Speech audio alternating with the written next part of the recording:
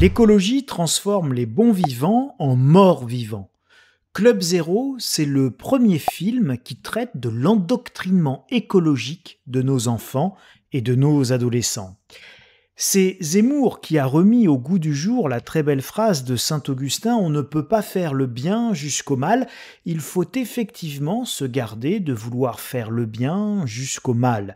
L'une des manières de faire le bien jusqu'au mal, justement, c'est de vouloir imposer sa manière de voir et de vivre.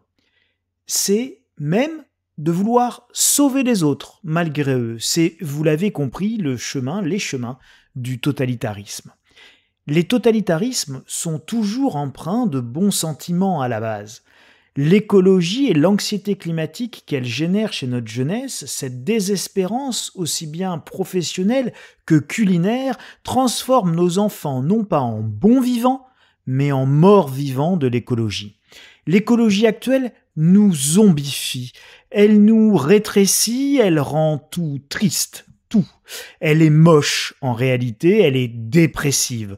Vous reprendrez bien un peu de tofu au quinoa, fade, sans lipides mais insipide. Une vie sans goût et une vie sans saveur.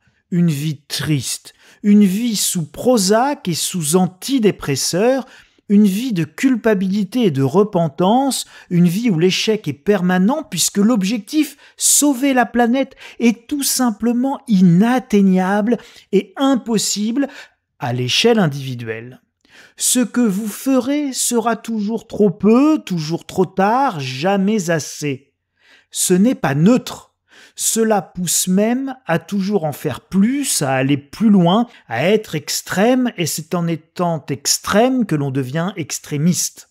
On peut sauver la planète sans punir l'homme, et encore moins sans punir nos enfants.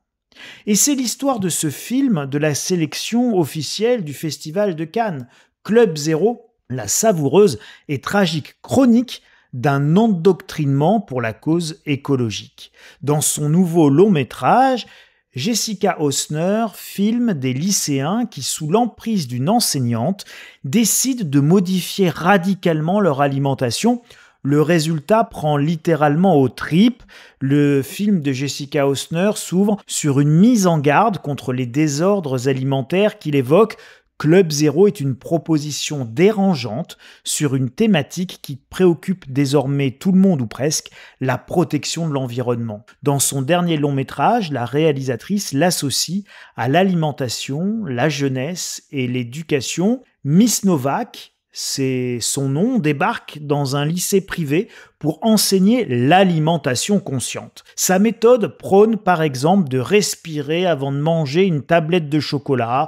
Prendre ainsi conscience de son alimentation serait, selon elle, un moyen de participer à la protection de l'environnement. Comme le montre la première scène du film, les jeunes qui s'inscrivent dans son cours ont des motivations diverses, mais peu à peu, sous l'influence de leur enseignante, leur rapport à la nourriture va se radicaliser. Sans éveiller la méfiance de la responsable de l'établissement d'excellence, Miss Novak emmène ses adeptes aux portes de l'étrange Club Zéro au régime drastique. Nourri par une liberté illusoire, l'intrigue puise aussi sa force dans la bulle léthargique dans laquelle les enfants et les parents évoluent pour des raisons tout à fait différentes. Chez les lycéens, elle rend compte de leur niveau d'adhésion aux théories de leur prof, Miss Novak, et de leur envie de résister aux dictats de la société de consommation. Quant aux parents, leur passivité est le reflet de leur impuissance à trouver la solution idoine aux problèmes qui se posent désormais à eux.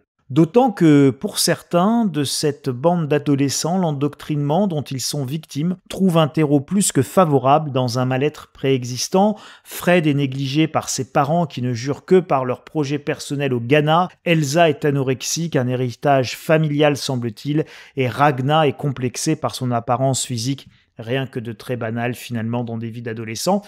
Autant vous dire que c'est un film que j'irai voir et vous pouvez déjà avoir un avant-goût, si j'ose dire, vu la thématique du film en visionnant la bande-annonce. Ce film doit renforcer chacun de nous dans la nécessité de douter, dans la nécessité de remettre en cause, y compris l'éducation nationale et l'école, même si les rectorats envoient des mots méchants aux parents qui opposent une résistance qui doit toujours rester au maximum consensuelle et dans tous les cas non violente. Entre instruction, propagande et endoctrinement, les frontières sont toujours ténues et les dérives toujours trop rapides.